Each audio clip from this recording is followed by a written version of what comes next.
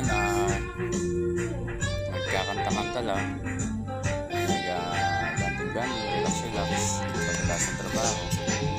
Ayan po. Ako'y may natutunan sa aking karanasan, mali ang magmahal agad ng lubusan.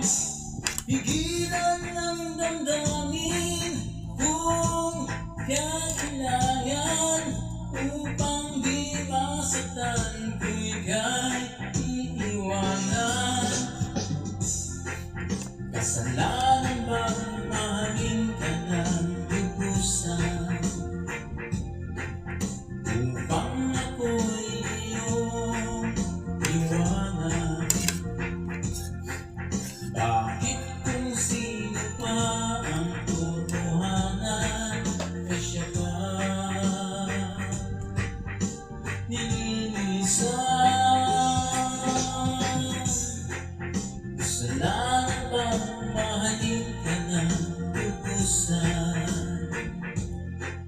Kasalanan bang mahalin ka ng lubusan? Kasalanan bang